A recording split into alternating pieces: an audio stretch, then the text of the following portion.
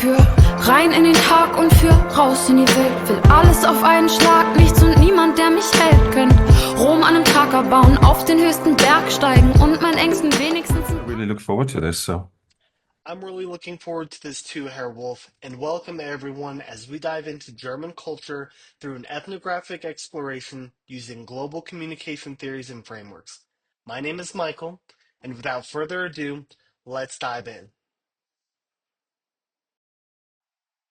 My love of Germany started in high school, and my language learning allowed me to participate in an exchange program where I got firsthand exposure to German culture. 16 years later, that love led me to several interactions for my graduate education. That refueled my passion. First, an in-depth interview with Herr Stefan Wolf of Mildorf Gymnasium.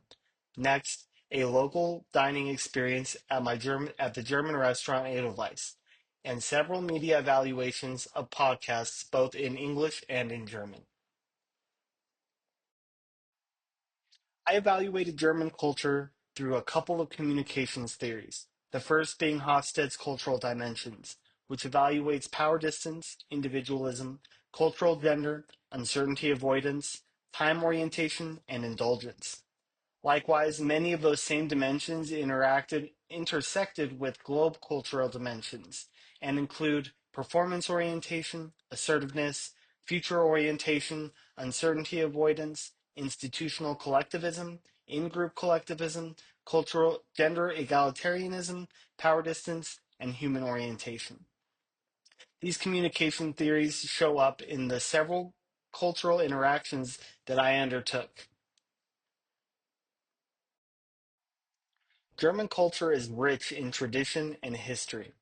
It's a high power distance culture that sees traditionally strict hierarchies, even though that trend is shifting away. German culture has high autonomy and self reliance, and the younger generations are really taking that to heart. Germany also exhibits several masculine cultural values, such as high performance and success being top prized characteristics. German culture also has a long time horizon, with many companies exercising a future-oriented outlook. This is fueled by high uncertainty avoidance and high levels of planning. Herr Wolf has some fantastic thoughts on Excuse this. me, what does that mean? I think in a company, you would typically have CEOs, you would have a very strict hierarchy that is reflected in the payment and in the hiring. And it is very important if those people working in those hierarchies are a bit older, I would say close to 40, it is very important that those hierarchies are met and are kept and are respected. That's what I really think. And if you move into a company like a traditional company, you would know very well what to say, who to speak to, what your place is, and how you would talk to them. I would call it a hierarchy, yes. So it works in many different ways. There's very clear hierarchy. You're expected to do things if the person who's your boss wants you to. And in the past, I think that has also kind of stopped development a little bit and makes it a bit slow to move and change. But on the other hand, it gives everyone, I think, a very clear idea of where people are, where your place is, what you have to do. Very clearly structured groups, very clearly structured things you have to do, responsibilities, and so on. My second cultural interaction allowed me to go to the local German restaurant Edelweiss. Edelweiss has been owned and operated by German immigrants for more than 50 years, and it has traditional beer garden and several decor items that you would find from throughout Germany. When I happened to visit, it was hosting the Colorado Springs Porsche Club, so the entire parking lot was filled with German automobiles. And although it's owned and operated by German immigrants, the American service industry has definitely played an impact on the tipping culture and the service culture in general, including waitress behaviors. Many of the traditional ways of doing things are shifting away as a result of several factors, including workforce demands, generational changes, technological advancements, globalization, and diverse cultural influences. Germany has traditionally been an economic powerhouse, but resistance to change may impact German organizations' ability to innovate. Young people hold a lot of vision, flexibility, and innovative ideas, but also want high salaries, responsibilities, and prestigious job titles, even if they're not prepared for those roles. In fact, Herr Wolf recognizes these shifts and has some interesting perspectives as from his position as an educator. In this company. What other people might want to do is like a group leader. I mean, the ideas of work groups is, I would say, is rather new, like 20 or 30 years. That's a modern way of working. Before that, you would have an Abteilungsleiter, so a boss of a certain area, like I don't know, design or sales. So you'd have the boss of that. I think most companies would use the same names now that everyone uses, like CEO, COO, whatever it is. So they have adapted to that. I'm not sure if it really means the same in all different countries, but that's the system that has been introduced to make it easier for international people to come in. Yeah. Oh, that makes a lot of sense. Hmm. Now kind of shifting a little bit away from, I guess, that kind of dynamic and moving towards how the interplay between leaders and their subordinates, how does that relationship look like? You said that the hierarchy can be Yeah. very strict. So if Yes. somebody were to go, like, say you were my boss and I were to go Mhm. to you with a problem that I'm having, what would that dynamic look like? Would it be more of a mentorship kind of dynamic, or would it be more of like you need to figure this out kind of a dynamic? Mm-hmm. Yeah, that's a tricky question because I think maybe that's because of my age. I'm 50 now, and I'm like moving, along in my work career. And I can speak from my own experience. I'm like the head of English, so I have about 25 people that I'm responsible for. Obviously, that's not a company; that's a public service sector. But Sure. I think it has to do a lot with generations. I think what many people find to take on responsibilities in Germany, and I think all across the world, maybe not so much in America. My impression is that the hierarchies are not as strict or as God-given, one might say. But over here, it has been a big shift between like 30 years ago, where if you had an idea as a young person and you went to a manager, a young employee, they would just laugh in your face and say, "Oh, that never works. You don't have the Wow. experience. You don't have." So the hierarchy would be very clear, even to the point where your opinion would only be valued to a certain point, right? It just Okay. takes you to a certain point, but that obviously has changed for many reasons. One is the scarcity of workers. So my friend tells me that if he wants a highly qualified worker, even if they're straight out of university, they will ask for a six-figure salary right away. They can ask for it, and they ask for other things as well. They ask for respect. They ask for influence. They ask for a freedom to decide to make their own decisions on where they want to work, how much they want to work, and basically older managers tend to accept in certain cases because of the scarcity of the people and also because of the specialization and the knowledge that you need. And certainly everything has been changing, and companies are in need of those experts. So this has shaken up everything. Earlier, I would say until 15, 20 years ago, the generations would take their place more willingly, and they would say, okay, for the next 10 years, I'm just doing my work. I want to excel in what I'm doing. And then at a point in the future, they will see that, they will give me a job, and I will move up in the ranks, and people will show me respect.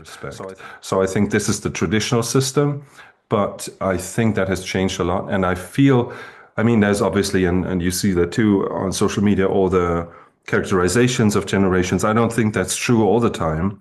And for any example of a Gen Z worker, you would find an example that shows you exactly the opposite. But in general, I think those dynamics have shifted a lot. Yeah. My And final cultural interaction was to evaluate media, in this case, podcasts. These podcasts support several of Herr Wolf's observations, as well as the general changing tides in business, trade, and leadership communication.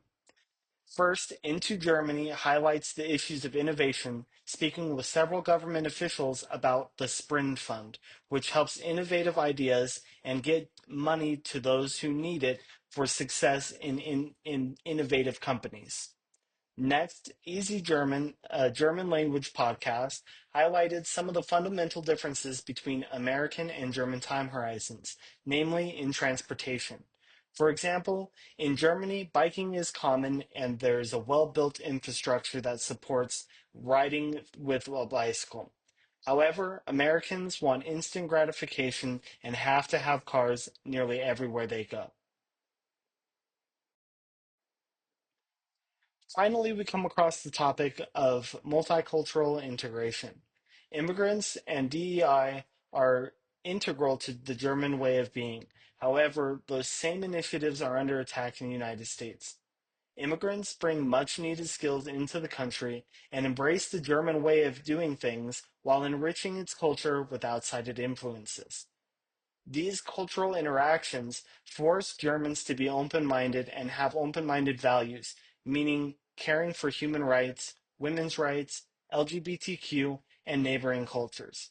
In fact, Herr Wolf has some very illuminating thoughts on the subject. That has changed a lot. I think that people bring their private lives, they bring everything to work, into the relationships with the others. Now, these people come from very different places. Just an example from school is that with the troubles going on in Israel and Palestine now, this is a daily thing in my classroom.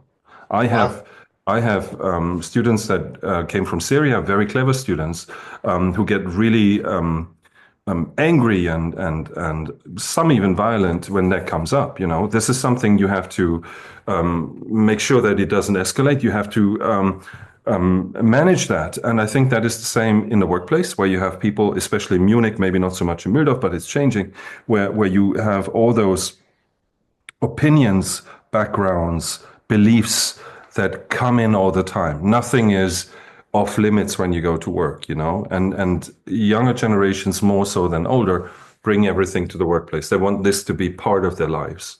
Where I saw a statistic where people on average move to a different place every 7 years, not just house, but a different place. And some stay forever, but some move every 2 years. But it's a far more open society where you can say, okay, this is my stint here, I'm done here, I'm going someplace else, I'm doing something else, I'm not afraid of changes. Germans, as such, are very afraid of changes. Remember that we don't buy houses, we build houses. So families, right, they build houses, and they once they do that at the age of 25 or 30, they say, I want to die in this house, you know? And that is a very strange concept, I think, in America. But if you went to our school today, I would say we have about 1,000 kids, and only about 100 speak dialect. The others just speak very plain German. So that's changing as well. Communication-wise, well, values are changing a little bit. I mean, again, speaking from my own experience, we've had, I think when you were here, we were very, the teachers that worked here, and they probably all had the same sounding last names and were of a very similar background, right? And even then, the student population was very different. We would have had between 20 and 30% of people that don't speak German at home.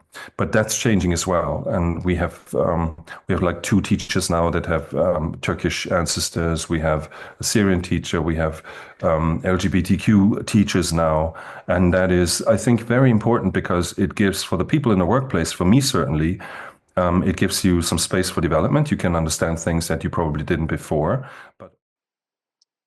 So what does all this mean in the context of the modern communication experience? How does Germany reconcile its tradition with the need for flexibility and speed? The mindset of its leaders are changing. The younger generations are altering how things are being done, and the interactions with immigrants who embody German culture keep traditions alive. Thank you to everyone who stuck around for the end of this podcast presentation. If you'd like to hear Herr Wolf's full interview, I've linked it in the description. Additionally, I've included several sources that you can check out to further your understanding of the cultural dimensions I discussed in today's talk. Alle anderen fangen mit Wurzeln schlagen an und bleiben stehen auf der Stelle, manchmal jahrelang. Ich kann nicht bleiben, ich muss weiter, ich hab Taten dran.